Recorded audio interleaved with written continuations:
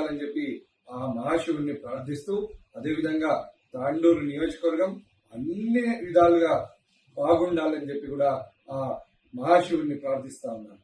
అదేవిధంగా ఈరోజు కొన్ని మీడియా ఛానళ్లలో ఏవేవో వార్తలు ప్రచురించడం జరిగింది.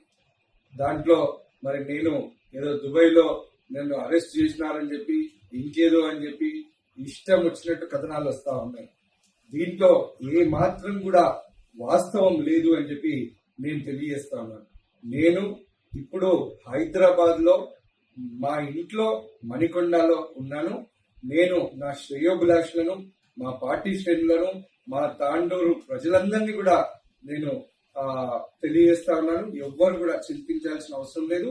ఎవ్వరు కూడా ఈ తప్పుడు ప్రచారాన్ని మీరు నమ్మొద్దని చెప్పి నేను మీ అందరితో తెలియజేస్తూ మళ్ళొక్కసారి